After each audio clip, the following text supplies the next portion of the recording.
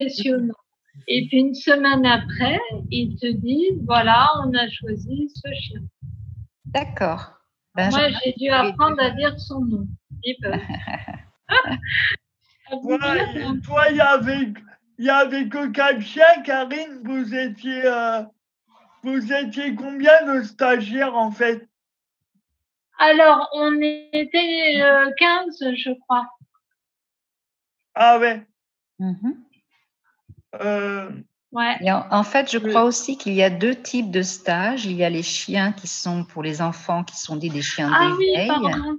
Ouais. Voilà. Je crois qu'il y a même une troisième catégorie. Oui, Monsieur Perlot pourra peut-être nous dire. Oui, alors en fait, je me permets justement de donner quelques petits détails parce que Francis nous a pas rejoint encore. Il y a aussi les chiens qui sont pour les maisons de retraite, donc qui sont des chiens d'accompagnement social. Voilà, qui sont plus destinés, oui, à des maisons de retraite, à des institutions, voilà, qui seront avec un maître, mais qui sera pas forcément en situation de handicap, mais qui sera, voilà, pour un accompagnement de personnes âgées, voilà, pour. Dans les maisons de retraite, ça existe. Oui. Annie, je ne sais pas si je me trompe, mais j'ai entendu aussi qu'ils étaient en train de travailler sur la détection de maladies, du diabète, etc. Oui, il y a des chiens. Alors pour le diabète, je pense que je ne sais pas si c'est encore, si c'est déjà d'actualité, mais en tout cas pour les crises d'épilepsie aussi. Oui. Tu as des chiens qui détectent les crises, qui se mettent dans une certaine position avant que la crise arrive. Et du coup, le maître, comme ça, est averti, va prendre ses dispositions, c'est-à-dire s'asseoir ou se mettre allongé. Donc, il prévient les crises d'épilepsie. Voilà, c'est aussi une des de ce qui est en capacité de faire un chien d'assistance. Tout à fait, tout à fait. Et il développe de plus en plus, oui, c'est ce côté assistance par rapport à une pathologie, effectivement. Oui, oui. Et c'est pas inclus, c'est considéré comme un chien d'assistance ou c'est un programme encore différent? Non, tout à fait. C'est vraiment des chiens un chien d'assistance. Alors après, effectivement, l'éducation pour un chien qui va détecter les crises d'épilepsie, c'est vraiment spécifique. Donc effectivement, tous les chiens ne vont pas pouvoir le faire. Après, je suppose qu'il faut des caractéristiques particulières pour que le chien soit en capacité de. Et ça, c'est Andy Chien qui va dire, bah tiens, tel chien, on va pouvoir l'adapter ou l'éduquer pour telle et telle problématique. Voilà, en fonction de son caractère, en fonction de sa sensibilité. Voilà, il va être dirigé pour faire telle ou telle chose en particulier. Tout à fait. Oui, oui, oui, oui. Mais c'est intéressant parce qu'il y a plein d'études qui montrent que ces chiens sont vraiment en capacité voilà, de détecter des pathologies. On en est encore au balbutiement de tout ce que ces chiens vont pouvoir apporter aux êtres humains. Donc, c'est assez fantastique, hein. C'est des chiens vraiment extraordinaires. Ouais, tout à fait, tout à fait. Donc, Karine, si tu peux nous reparler de ton expérience au sujet de ton stage. Elle a le micro coupé, Karine. Hein, Karine a le micro coupé. Alors, on va peut-être Benjamin. C'est bon, je suis là. Ah, d'accord. Tout va bien, je gère. Oui, écoute, c'est vrai que c'est particulier quand tu rentres à la maison avec ton chien, où tu as passé 15 jours avec dans un cocon, hein, faut dire. Il s'occupe de nous, il s'occupe du chien, il te le sort, il te le ramène. Et puis d'un coup, tu rentres chez toi. Et ben là, c'est plus la même musique. Parce que mes enfants, ils ont appris à ranger leurs chaussures. À chaque fois, il y avait le chien qui passait avec une chaussure ou une chaussette, hein, parce qu'il aime bien. C'était.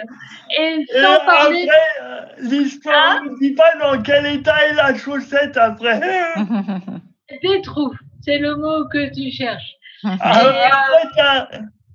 Après, t'as les pieds aérés, c'est ça le. Ouais. Mais en fait, et le premier week-end où il est venu, alors moi, je sors de la voiture, je vais dire ma commande, et la porte était ouverte, le chien il sort et il part. Il rentre dans la maison, il rentre dans le jardin, il court après la poule, il nous ramène la poule. Ah, ben, ça va pas être la même histoire. Hein. C'est bon. Non, c'est sûr que même je vois les chiens d'éveil, c'est qu'une semaine. C'est vrai qu'il faut bien gérer quoi, une fois que tu rentres. Bien sûr, bien sûr. Bah, il découvre aussi, ce sont des jeunes chiens, parce que quand on l'a, je crois qu'il a 18 mois, c'est ça hein? Moi, je l'ai eu à 1 an et demi. 1 an et demi.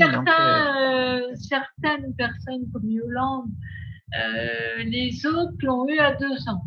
D'accord, oui, donc ce sont des jeunes chiens. Moi, c'était, pour ma part, c'était 2 ans. 2 ans, d'accord. Ouais. 2 ans, d'accord, ouais. Ouais. Et Benjamin, c'était quoi? C'était un labrador? C'était quelle race? Une labrador. Une labrador, oui. En général, ce sont des labradors ou des golden. Hein. Est-ce que les labradors sont têtus? Non, moi, pour ma part, j'ai pas senti qu'elle était têtue.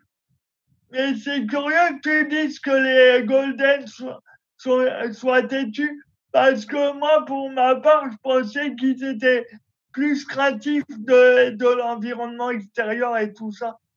Ils sont craintifs, oui, tu as raison. Parce que, oui, ils sont craintifs. Moi, il y a 2 jours, je mets le ventilateur en route et il était dos au ventilateur. Bon, il s'est mis à aboyer après le ventilateur. Le bruit lui plaisait pas. Oui, c'est ça, d'accord. Un bruit qu'il n'a jamais entendu, boum, ça se réveille, quoi.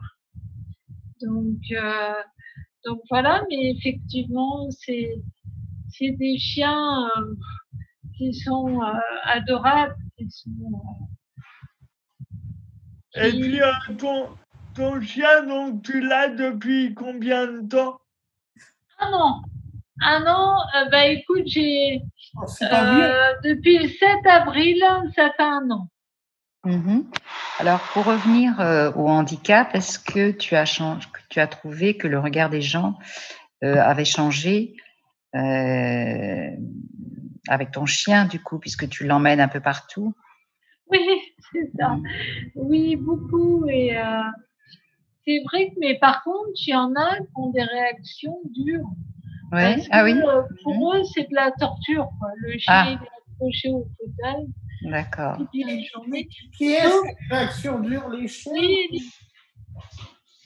Qu'est-ce qu'il y a, Eddie? Oui. Qui est-ce qui a des réactions dures, je demande, c'est les chiens? Des gens dans les magasins. Regarde, le pauvre, il demande qu'à être caressé. Voilà, c'est un peu compliqué. Mais bon, à côté de ça, moi, j'ai une relation avec Nibbles très forte.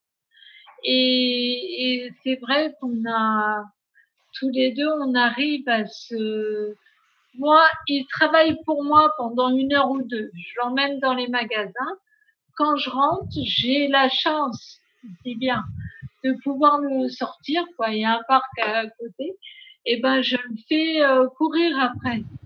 Pour qu'il détende, quoi. Oui, c'est ça, oui. Oui, ces chiens-là ont besoin après une période de travail, si tu veux, ils ont besoin de se détendre. Donc, effectivement, il y a un moment donné, ils sont concentrés au travail, mais après, ils ont aussi la récompense. Et puis, tout est fait dans la récompense. C'est-à-dire que s'ils ramassent un objet, le chien est récompensé. Donc, en fait, c'est un travail, mais c'est aussi un jeu. C'est jamais en aucun cas, on ne va le maltraiter. C'est du jeu pour lui. C'est ça. Et puis, quelque part, nous, on joue le jeu. Ben voilà. Nous, on joue avec. C'est ça. Et il est beaucoup à la récompense. Il aime bien ses petites friandises. Et c'est vrai que, enfin, moi et tous les autres, on a un grand respect, quoi. Bien sûr. Et puis maintenant, toi, quelles sont les commandes que tu as apprises dans ta formation, je devrais dire? Oh, les commandes. Alors moi, j'avais un défaut, j'ai oublié le prénom. Il faut toujours mettre le prénom. Nipples apport. C'est pas apport, il y a le prénom du chien et la commande, hein, c'est ça, d'accord. Toujours. Donc, et puis après, tu apprends tellement de choses que c'est un bourrage de crâne. À un moment, tu sais tout.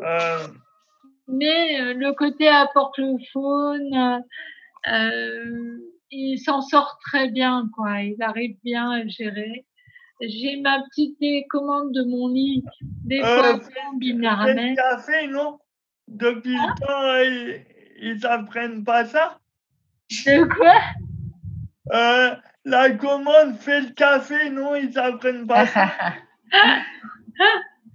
Ouais, non, mais il a la commande aussi câlin.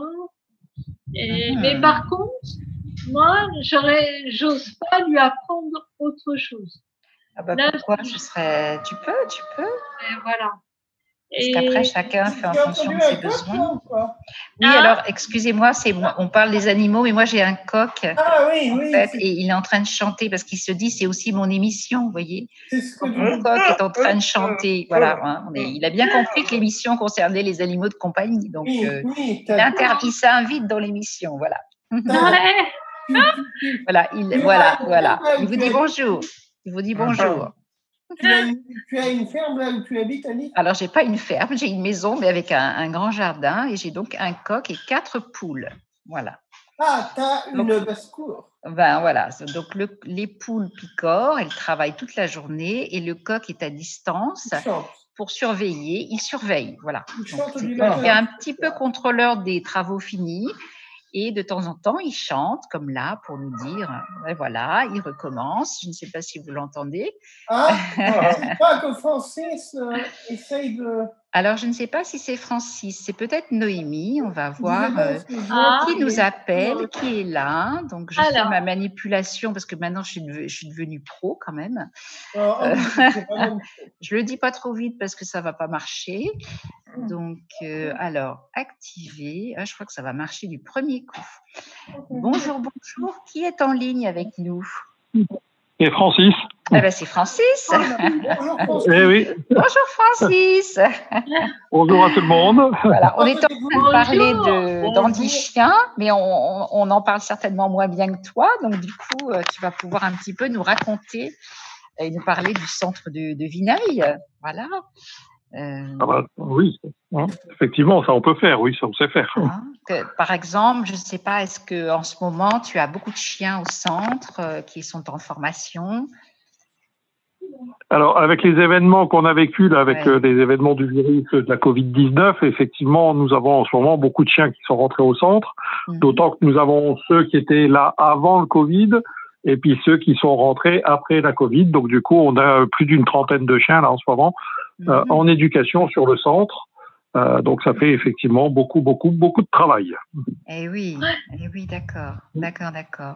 Et tout à l'heure, on se posait une question parce qu'en fait, on sait que les chiens, tu as les chiens d'éveil, tu as les chiens pour les maisons de retraite, tout ça. Comment est-ce que ça se passe? Il y a des éducateurs qui sont spécialisés en fonction de là où va être le chien, ou comment ça se passe par rapport à ça? Alors tous les éducateurs ont déjà une capacité professionnelle qui est l'assistance, qui est le chien classique que l'on connaît à Andy Chien et qui était les premiers chiens qu'on a remis il y a 30 ans maintenant. Et puis après, tout doucement, les éducateurs se sont formés à différentes compétences. Le chien d'éveil, par exemple, pour les enfants autistes trisomiques, il faut connaître le public, il faut savoir travailler en fonction de ce public-là, préparer les chiens dans ce sens pour qu'ils soient efficaces auprès des enfants. Après, on a les éducateurs qui ont fait des spécialités sur le chien d'accompagnement social. Donc, ce sont tous les chiens que l'on retrouve dans les maisons de retraite, dans les IME, dans les EHPAD, dans les MAS, là où il y a des groupes de personnes qui sont plus ou moins dépendantes et dont des référents professionnels vont pouvoir travailler avec le chien. Aujourd'hui, on développe d'autres projets qui sont de plus en plus intéressants. Le chien détecteur de crise d'épilepsie. Oui. Il a aussi fallu former les éducateurs là-dessus, orienter les choses, qu'ils aient des missions, et puis ils apprennent ce que c'est que l'épilepsie, comment on gère l'épilepsie, qu'est-ce qu'une personne qui est malade de l'épilepsie, comment elle gère sa vie, comment elle travaille, comment elle vit, et qu'est-ce que le chien peut apporter à la fois dans l'alerte et à la fois dans la protection. Ça, c'est important. On travaille aussi de plus en plus sur des chiens qui vont être mis à des enfants dans des collèges, puisqu'on arrive à faire maintenant du chien qu'on appelle aujourd'hui soutien scolaire, mais qui seront peut-être des termes qui changeront plus tard, parce qu'on est encore dans l'expérimentation, donc on apprend. On a des chiens d'assistance judiciaire aujourd'hui, on en a déjà un sur Cahors, on en a un qui va arriver sur Orléans avant la fin de l'année, donc voilà. Ça, c'est des projets intéressants. Voilà, 2 autres chiens, un qui partira à Nevers et un qui partira à Strasbourg. Chiens d'assistance judiciaire, ce sont des chiens qui vont participer aux auditions des enfants et adultes violentés, agressés, etc. Donc, ils vont être là pour ce qu'on appelle libérer la parole, la libération de la parole. Voilà. Comme médiateur social, quoi. Médiateur social, oui. Alors, c'est plus que du médiateur social. Ça, vraiment, par rapport à l'étiquette de la médiation animale, on est vraiment sur un chien qui va être là pour participer à des entretiens très particuliers. Je prends l'exemple d'Orléans, où on a travaillé avec l'unité mesure justice à l'hôpital d'Orléans. Le chien est là sur des interviews des enfants, des interviews qui sont faites par des professionnels, donc de la gendarmerie ou de la police, sous contrôle de psychologues, etc., avec une procédure très établie. Et le chien est là pour participer à l'entretien, avec l'accord de l'enfant, bien sûr, et il libère la parole, quoi. Le fait qu'il soit là, l'enfant va caresser le chien, se cajoler avec le chien, et il va déstresser l'enfant, quoi, surtout, beaucoup. Voilà. C'est intéressant tout ça. Oui, ça fait beaucoup de possibilités en fait par rapport à tout ce que peut faire le chien finalement. Donc ça. On lui trouve des compétences qui sont de plus en plus ouvertes. Et puis aujourd'hui, l'animal dans la société est quand même de plus en plus admis, de mieux en mieux vu.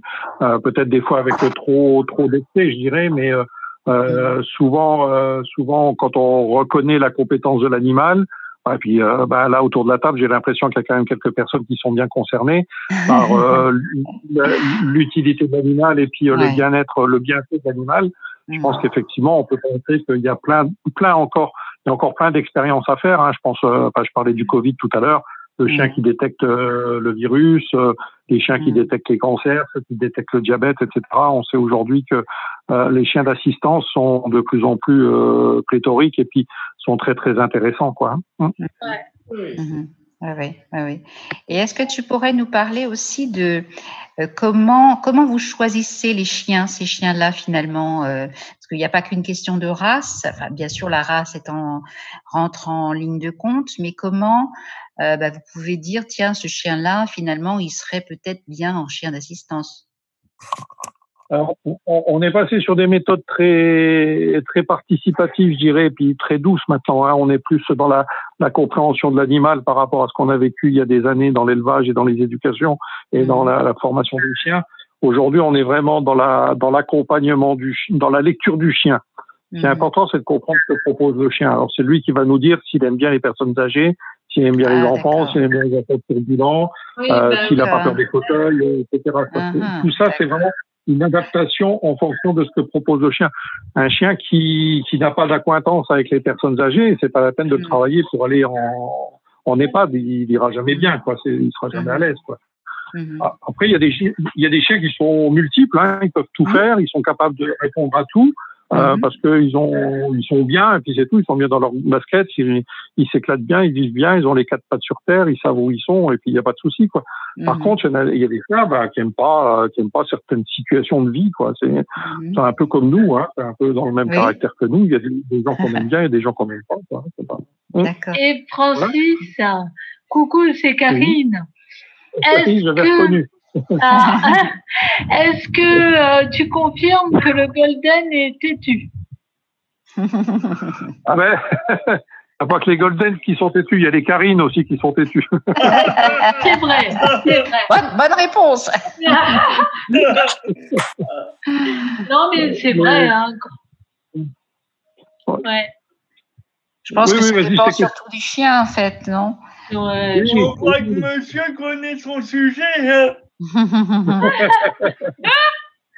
Il y a obligatoirement des chiens. Il y a des chiens qui ont du caractère, un peu plus que d'autres. Il y a des chiens qui ont peu de caractère. Donc voilà, c'est le chien qui a du caractère, c'est aussi celui qui des fois va correspondre à tel ou tel type de personne, quoi. C'est et c'est pour ça que quand on crée le contact, quand on crée la première relation, en fonction de ce qu'on va mettre en place, tu le sais, Karine, quoi. Quand t'es arrivé dans le centre, c'est souvent le chien qui choisit, c'est rarement la personne qui choisit, quoi. C'est ça. On le dit beaucoup. Nous, on donne deux solutions. Et après, effectivement, c'est le chien qui choisit. Et moi qui cherchais quelqu'un de calme, pour me calmer un peu, et Nibble, c'était parfait. Voilà, et lui a dû sentir des traits chez toi, il a dû sentir des choses qui pouvaient certainement lui correspondre à lui, quoi, dans son fonctionnement, quoi. Je crois que c'est aujourd'hui, on peut penser que ça fonctionne bien comme ça. Tout à fait. Oui, c'est une alchimie en fait, hein. C'est quelque chose qui est difficile à décrire, mais voilà, c'est une relation qui s'installe. Avec les éducateurs, on rigole des fois parce qu'il y a des gens qui nous disent je veux un labrador noir et qui repartent avec un golden blanc. Voilà, c'est très bien. Est-ce que les chiens médiateurs apprennent aussi le code pénal? On pourrait leur apprendre, ça leur permettrait de rentrer partout sans être embêtés par qui que ce soit. Non, c'est sûr. Vous avez encore des refus en ce qui concerne les chiens qui peuvent rentrer dans les lieux publics ou pas, des réticences des gens ou pas? Dans notre société aujourd'hui, on aura toujours des gens qui sont réticents à tout et à n'importe quoi, et qui accepteront d'autres choses, quoi. C'est après, on peut avoir des exigences par rapport à beaucoup de choses. Et puis après, il faut expliquer. Je sais bien que c'est pas toujours facile quand on est en situation de handicap, en plus d'expliquer encore une fois pourquoi j'ai un chien d'assistance, pourquoi mon chien il a le droit de rentrer partout, etc. Mais plus tout le monde on sera médiateur de cette bonne parole, et plus les choses se simplifieront, quoi. On travaille tous à faire connaître de plus en plus les chiens guides d'aveugles, les chiens du silence, les chiens du diabète, les chiens d'assistance, et il faut qu'on insiste dessus, quoi. Donc il faut qu'on organise des événements, il faut qu'on organise des gros événements, il faut qu'on organise des petits événements, et puis qu'on montre partout où on est, quoi. Donc, et que tous les gens qui sont bénéficiaires d'un chien d'assistance, quel que soit l'endroit, quelle que soit la compétence du chien et les possibilités de la personne, il faut qu'on se regroupe un maximum et qu'on puisse effectivement expliquer tout ça, quoi. De toute façon, on passera pas là-dessus, quoi. C'est pas dans la colère, c'est pas dans l'énervement que les choses passeront. Enfin, je pense que vous êtes très très bien placé pour connaître tout ça, quoi. Effectivement, on aura toujours les gens qui sont compliqués, qui refusent les choses et qui comprennent pas, quoi. Faut essayer d'ouvrir le débat dans la sérénité, mais c'est pas. C'est ça, la sérénité. Oui, bien sûr. Oui, mais l'agent de sécurité qui est à l'entrée du supermarché et puis dont le patron a dit surtout les chiens ils rentrent pas, il n'y a pas de chien qui rentre. Si l'agent de sécurité il n'est pas formé, il sait pas ce que c'est qu'un chien d'assistance, même avec une cape, il ne saura pas pourquoi le chien d'assistance il a le droit de rentrer. C'est pas le chihuahua de ma mère. Oui, mais souvent c'est une question de. Il y a quand même une différence entre un labrador avec une cape et un chihuahua, un chien à sa mère.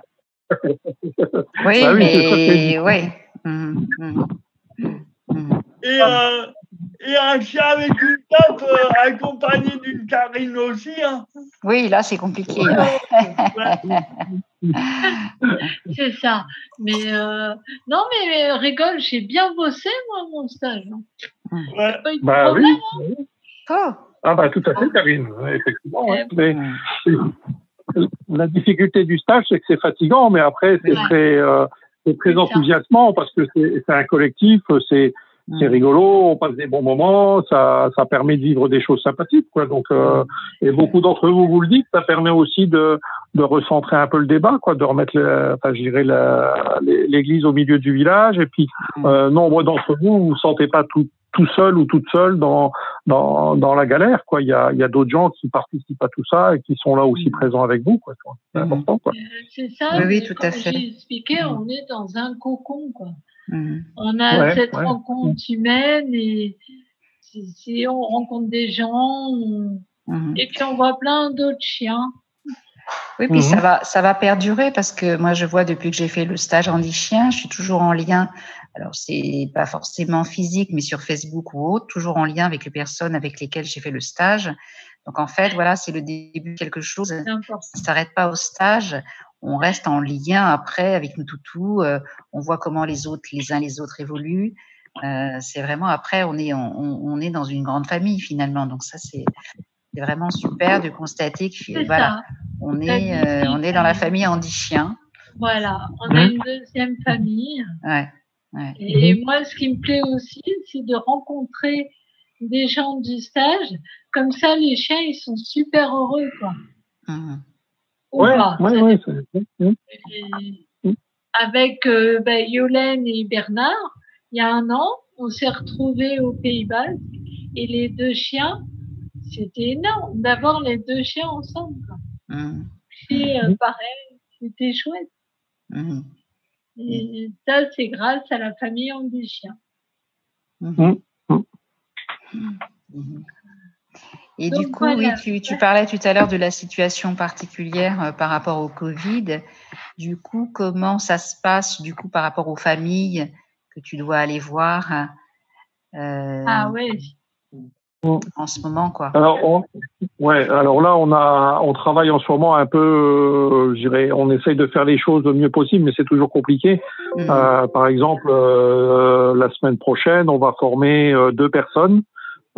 Didier qui va venir pour récupérer Miko, son futur chien d'assistance. Didier habite dans les coins de Toulouse. Il va monter, donc on va se retrouver à Nouron-le-Fuselier avec lui et son épouse qui va l'accompagner pendant une semaine. Il va partir à la fin de la semaine, c'est pas Miko, je me suis trompé, c'est Oups, celui avec qui il part. Et puis on aura en même temps une maman, Sylvie, avec sa fille Léa, qui viennent pour apprendre à gérer le Miko qui va partir pour le fils de Sylvie qui s'appelle Louis. Elle va apprendre, elle, à gérer le chien. On a pris le parti aujourd'hui d'éviter de faire de grands groupes parce que on ne sait pas ce qui peut se passer au niveau du virus. Et puis avec tout ce qu'on entend aujourd'hui, on va revenir un peu au calme, on va faire attention. Et puis comme Louis, c'est un enfant qui est très très fragile, on va pas le mettre en situation de danger. Il va rester à la maison avec son papa et puis sa famille, puis sa grande sœur et sa maman, ils vont apprendre à gérer Miko.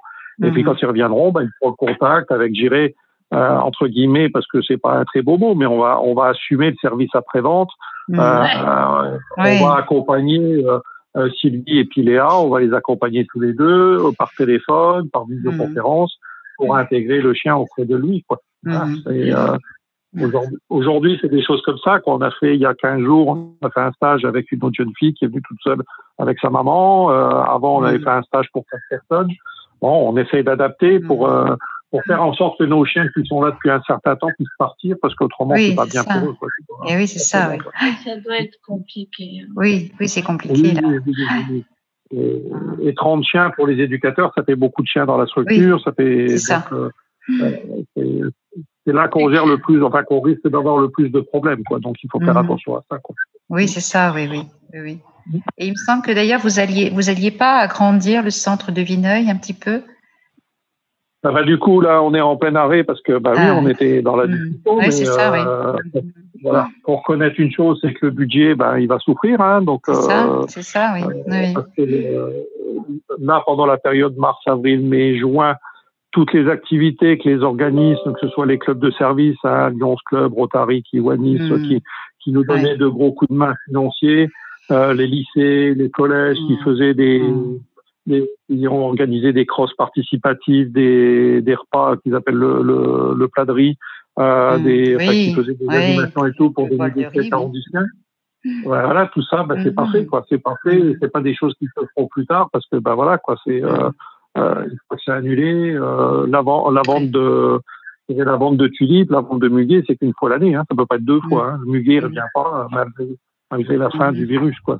Voilà. Ouais. Donc, ce sont effectivement tous des organismes. Sont des organismes qui restent très proches de nous et très volontaires dans l'accompagnement, mais aujourd'hui, l'argent qu'ils n'ont pas, ils ne peuvent pas nous le donner, de toute façon. Hein. C'est ça, oui. Oui, donc effectivement, même Andy Chien est impacté, enfin, bon, comme beaucoup, par ce Covid à la fois. Ouais. Oui, c'est ça, oui. Même si on a une gestion très saine, hein, on a une équipe de gestionnaires qui fait bien le boulot, qui fait bien le travail, mais voilà, hein, quand l'argent rentre pas, il rentre pas. Tu peux pas le fabriquer, quoi. Hein. C'est ça, faire des photocopies de billets, on voudrait bien, mais c'est compliqué. Voilà. Il faut nourrir les chiens, faut s'en occuper. Il y a les frais vétérinaires, il y a tout ça. Ah oui. Les frais dans l'ensemble sont, enfin, même si on a réduit tous nos déplacements, puisque de toute façon on pouvait pas se déplacer, même si on essaye de limiter certaines choses, on a arrêté de faire des remises festives et conviviales, on a arrêté de faire des gros groupes et tout, donc on loue plus de grandes maisons et tout, donc du coup on a baissé les charges. Mais il y a des charges fixes hein, qui sont la nourriture des chiens, le suivi vétérinaire, et voilà. Si on veut des chiens de qualité, il faut qu'on ait des chiens en bonne santé aussi, quoi. Donc on peut pas faire l'impasse sur le vétérinaire, quoi. Ça c'est. Oui, tout à fait. Oui, c'est vrai compliqué. Que ça a tout chamboulé. Oui, tout à fait, hein, tout à fait. Oui. Moi, j'ai beaucoup pensé à ceux qui, parce que j'imagine qu'il y avait un stage en avril. Oui. Et je pensais très fort à eux parce que moi, c'était 1 an avant. C'est particulier. C'est vrai qu'il y a des gens, on avait sélectionné, ils avaient rencontré leur futur chien, et puis tout d'un coup, on leur a dit stop, on arrête tout, on peut pas vous remettre parce que, alors, voilà, quoi. Bon, les gens ont compris, hein, on n'a pas eu de retour, agressif, on a eu que des gens qui ont compris, qui ont bien interprété ce qu'on leur a dit, et puis qui sont tout à fait positifs par rapport à nous, quoi. C'est pas. Donc voilà, là on arrive à se récupérer. Je pense que là il nous reste une semaine. On aura remis tous nos chiens qu'on avait prévu de remettre fin avril, début mai. Là ils seront tous remis. Donc voilà, maintenant on repart avec la nouvelle promotion. Et à part 2-3 qui vont rester parce que c'est sur le secteur épilepsie et ceux-là ils étaient prévus en septembre. Donc ceux-là on les remettra effectivement septembre-octobre, quoi. Voilà. D'accord. Oui. D'accord. Et vous avez toujours autant de demandes parce que c'est vrai que souvent on voit des gens qui disent que la demande, l'attente est longue. Vous avez toujours beaucoup de demandes pour ces chiens d'assistance? Toujours beaucoup. Là, sur mon bureau, j'ai à peu près une trentaine de dossiers chiens d'assistance. La collègue Émilie Aurélie doit avoir une quarantaine de dossiers chiens d'éveil. Ulrich commence à avoir une bonne dizaine de demandes en chiens d'épilepsie. Tu vois, j'ai des projets qui tombent pour les collèges, pour la justice. On va avoir des projets qui vont arriver, quoi. Donc plus on propose, voilà. Après, c'est bien pour nous qu'il y ait de la demande. C'est dommage qu'il y ait tant de personnes en situation de handicap, quoi. En même temps, je dirais, mais voilà, c'est quelque part, on va essayer de faire notre possible pour. Oui, voilà, c'est la vie. On va essayer de faire tout notre possible pour pouvoir donner réponse aux personnes, quoi. Mais c'est vrai que le délai reste long pour certaines personnes, entre 1 an et 2 ans. Oui, c'est ça. D'autres ont des fois la chance que ça aille plus vite parce qu'on a le chien idéal qui va bien dans leur situation. Et puis voilà, quoi. Oui, c'est ça. C'est que c'est non seulement effectivement, il y a des délais aussi parce qu'il faut trouver le chien qui correspond à la personne. Bon, oui. Il y a des dossiers qui sont tellement compliqués que c'est difficile de trouver le chien qui va bien, quoi. Et puis, comme dit Karine, hein, on a des chiens têtus des fois, donc c'est compliqué. Hein. C'est comme pour les chiens d'aveugles. Hein. Oui, bien sûr. Ouais. Et aujourd'hui, l'ensemble de toutes les associations qui travaillent sur le chien d'assistance, hein, qui sont reliées à l'association qu'on appelle Canidea, on travaille tous ensemble. On essaye même, nous, on récupère de temps en temps des chiens qui sont retirés du programme chez les chiens guides. On les récupère nous, et puis on arrive à les réorienter pour le chien d'assistance ou le chien d'éveil. Donc, effectivement, aujourd'hui, on arrive à faire des choses tous ensemble, et c'est comme ça qu'on avancera, parce que on sera plus fort. Quand on sera tous au clair, on sera plus fort, et puis on pourra multiplier les compétences et les échanges de compétences, et c'est intéressant pour tout le monde, quoi. Tout le monde sera gagnant dans cette histoire. Voilà. Bien sûr. Oui, bien sûr, bien sûr. Oui, tout à fait, tout à fait. Très bien. Eh bien, écoute, Francis, on te remercie infiniment d'être venu nous parler de cette superbe association qui s'appelle Handi Chien. Hein. Peut-être qu'on aura encore l'occasion C'est l'association Handi Chien, Élie. Hein. Oui, voilà, peut-être qu'on aura l'occasion d'en reparler. Ouais. Voilà. Et puis, écoute, on te souhaite bonne continuation. Plein de caresses à tous les toutous auxquels on pense beaucoup aujourd'hui, à tous ces chiens qui sont vraiment des chiens extraordinaires. Hein, et puis, écoute, Francis, on t'embrasse et on te souhaite un très bel été. À bientôt. Merci à vous aussi. Francis. Merci de m'avoir invité. Bonne fin de journée. Au revoir. Merci. Au revoir. Au revoir. Voilà, donc c'était Francis, directeur du centre Handi Chien de Vineuil. Voilà, encore un témoignage sur ces chiens qui sont vraiment des chiens super. Donc Karine, on devait recevoir Noémie, mais peut-être qu'elle n'a pas pu se libérer parce que je ne vois personne. Elle doit commencer à appeler là. Elle doit commencer à appeler, mais tu sais qu'il est déjà 16h28. Hein. On peut prolonger jusqu'à 17h. Oh écoute, jusqu'au bout de la nuit, Benjamin, il n'y a pas de souci. On va encore attendre quelques petites minutes. Oui. La dernière. Ouais, c'est la dernière. Donc Noémie et si j'ai bien compris Karine, c'est une famille d'accueil.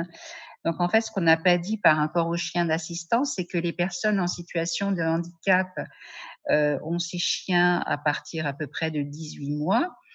Mais en amont, effectivement, ce sont des familles d'accueil qui s'en occupent bénévolement et qui commencent à faire l'éducation du chien, c'est-à-dire les premières commandes, la propreté bien sûr.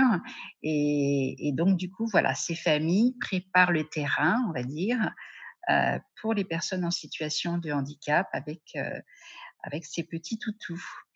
Donc après, ils sont suivis bien sûr par Handi Chien qui leur, je crois que tous les 15 jours, en fait, ils ont un éducateur qui vient. Oui, Annie, Noémie nous entend.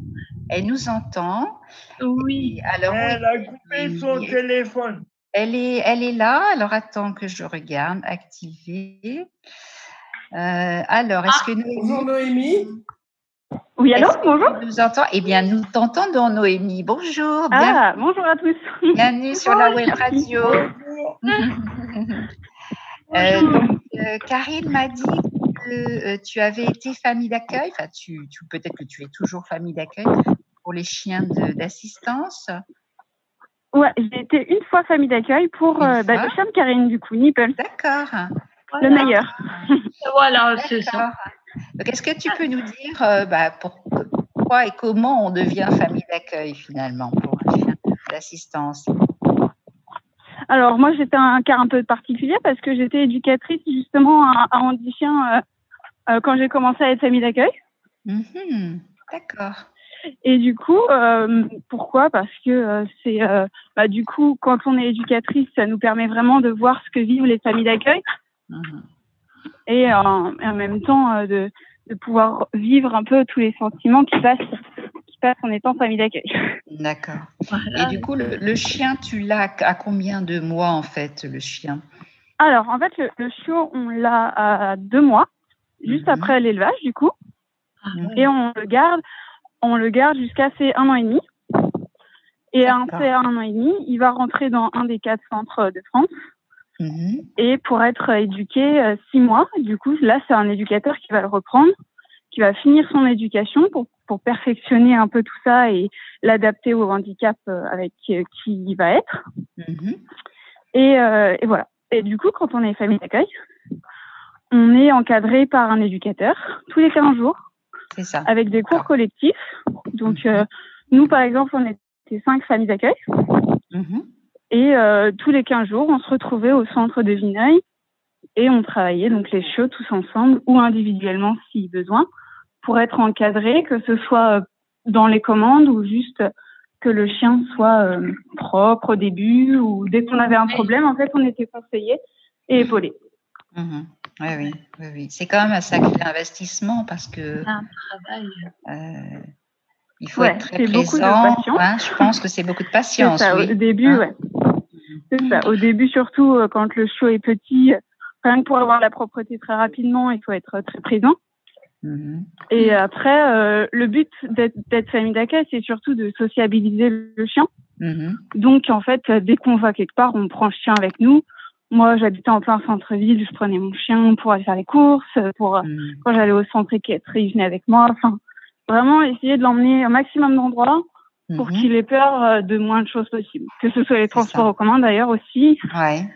Il a fait beaucoup de métro à Paris, donc c'est un attachement aussi qu'il faut avoir avec le chien. Ouais,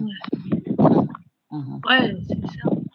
Et par contre, comme les familles l'ont à 2 mois, est-ce qu'il fait des bêtises chez les familles d'accueil? Tu demandes ça pour Nipples particulièrement? Non, alors, ça s'est passé. Après, ça dépend évidemment des chiots. Mais moi, Nipples avait l'habitude de rarement être seule, vu que je l'emmenais au travail avec moi. J'avais la chance de pouvoir l'emmener sur le centre de Vineuil avec moi. Donc, quand il se retrouvait tout seul, là, il aimait bien faire des petites bêtises, effectivement. D'accord. Donc, il faut savoir aussi quand on prend un chiot, quand on est famille d'accueil, que c'est de l'engagement aussi, qu'il faut enlever, par exemple, les plantes au début, ils aiment bien. Il faut essayer de cacher un maximum tout ce qui traîne. Ah oui. Mais après, c'est un travail sur la destruction, sur la propreté. Donc, oui, voilà, un peu ça s'efface petit à petit. Bien sûr, bien sûr.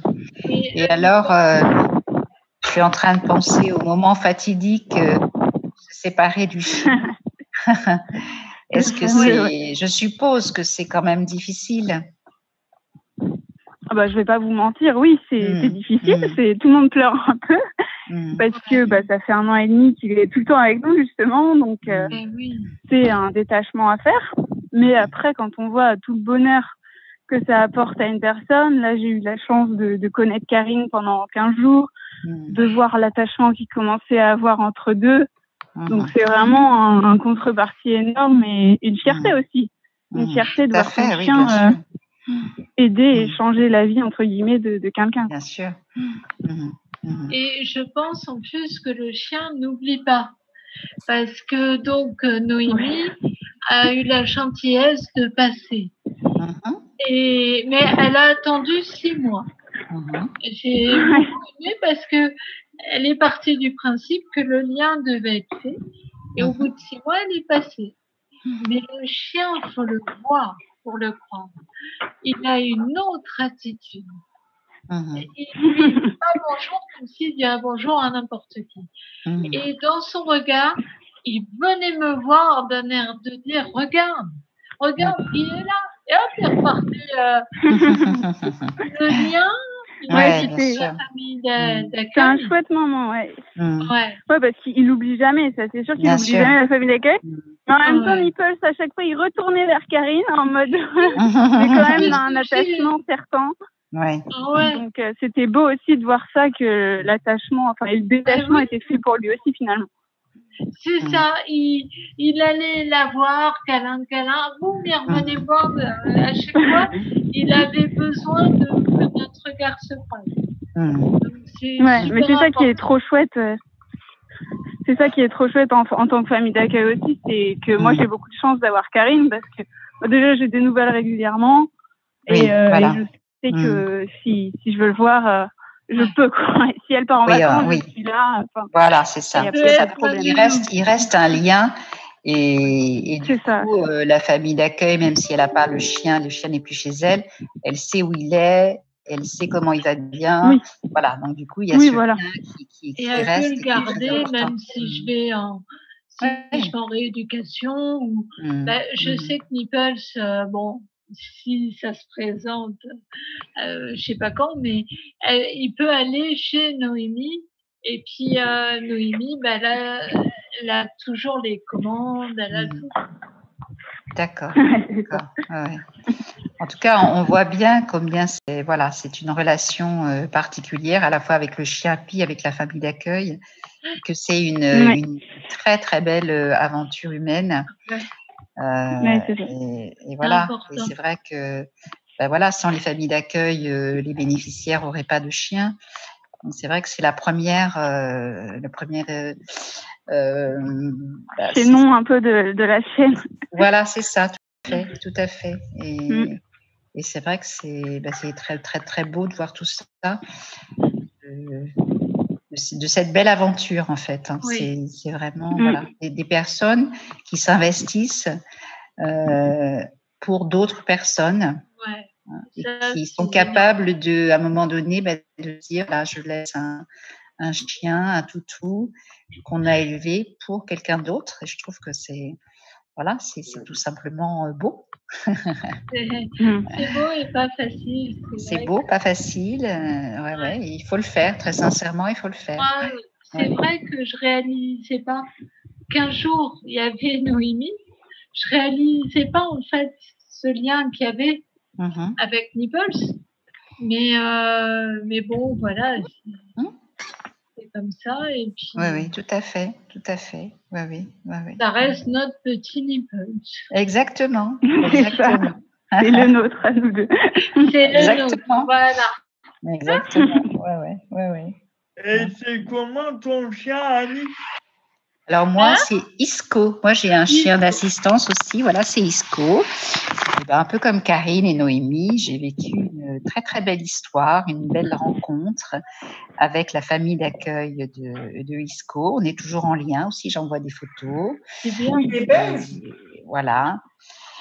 Et ça a été, c'est encore une très, très belle histoire entre nous. Et puis, je donne régulièrement des nouvelles de mon chien. Comme ça, la famille d'accueil est rassurée et tout va bien. Tout va bien. Oui, bien sûr. Ça paraît tellement évident. Oui, et Stéphanie est venue aussi une fois à la maison parce qu'elle avait besoin de revoir Isco. Et pareil, ça s'est très bien passé. Isco, bien sûr, l'a reconnu, ça c'est sûr. Et on sent qu'il y avait bien, c'est tout à fait normal. Mais c'est encore une belle histoire et qui continue. Voilà, continue. Oui, tout à fait. Écoute, Noémie, on va te remercier infiniment de ce témoignage. Voilà, d'avoir apporté du bonheur à Karine. Hein, on le voit dans ses yeux et on l'entend à sa voix avec son Nipples. C'est ça mon plus grand plaisir. Voilà, exactement. Merci beaucoup, Noémie. Merci beaucoup, Noémie, de ce témoignage. Il n'y a pas de problème. Voilà. Merci à vous. Ouais, merci. À très vite. Ah oui, au revoir. Bonne soirée, au revoir. Au revoir. Voilà, on arrive à la fin de cette émission. Je pense qu'on a un petit peu débordé, mais bon, c'est que de l'amour entre nous. C'est la dernière. Exactement, c'était la dernière. Avec donc avant la rentrée, la fine équipe du Centre Val-de-Loire. Donc, on avait Benjamin, Élie, Karine et Annie. On vous souhaite à tous de belles vacances. Et puis, on espère vous retrouver un bel été et vous retrouver à la rentrée, pourquoi pas, si vous en êtes d'accord. Oui. À bientôt tout le monde. À bientôt. Au revoir. Au revoir.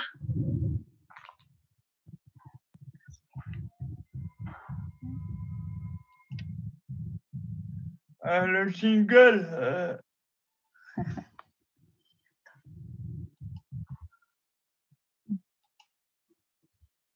Faut couper. Joanne est à l'écoute. Faut couper. Alors, je ne sais pas si on est encore en ligne, mais pour donc la fin de cette émission, il faut qu'on sorte de la réunion, qu'on coupe nos écrans. Allez. C'est ce qu'il avait dit. Alors, à bientôt. À bientôt. À bientôt, Benjamin. À bientôt, Elie. À la prochaine par mail. Oui, promis.